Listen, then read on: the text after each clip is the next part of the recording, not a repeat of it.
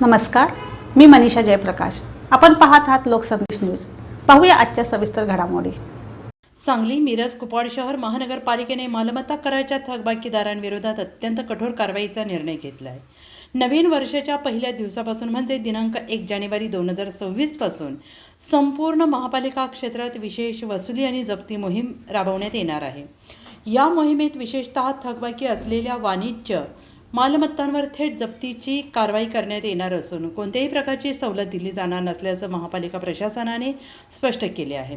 विशेष पथकांची नियुक्ती, थेट वरिष्ठ नियंत्रण या विशेष मोहिमेसाठी शहर आणि प्रभाग समितीनिहाय 3 स्वतंत्र विशेष पथके गठीत करण्यात आलेली आहेत.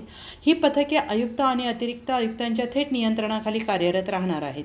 प्रत्येक पथकात कर अधीक्षक, वॉरंट अधिकारी, आवश्यक सहाय्यक कर्मचारी यांचा समावेश असून दररोज किमान 25 मालमत्तांवर कारवाई करण्याचे उद्दिष्ट प्रत्येक पथकास देण्यात आले आहे.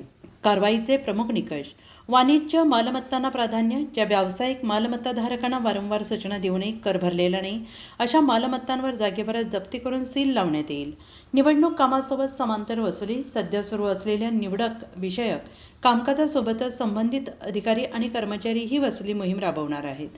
कठोर कायदेशीर उपाय. गरज भासल्यास थकबाकीदार मालमत्तांचा लिलाव करण्याची कार्यवाही देखील राबवण्यात येणार आहे. महापालिका आयुक्तांचे स्पष्ट आवाहन. महापालिका आयुक्त सत्यम गांधी यांनी स्पष्ट शब्दात सांगितलं आहे की नवीन वर्षात जप्तीची कारवाई आणि नामुष्की टाळण्यासाठी नागरिकांनी आपली थकीत मालमत्ता कर त्वरित भरावा. सर्व थकबाकीदारांविरोधात कोणत्याही दबावाशिवाय ही मोहीम राबवण्यात येईल. तसेच कामात हलगर्जीपणा करणाऱ्या कर्मचाऱ्यांवर कठोर कारवाई केली जाईल. नागरिकांसाठी एक नवीन सूचना, महत्त्वाची सूचना.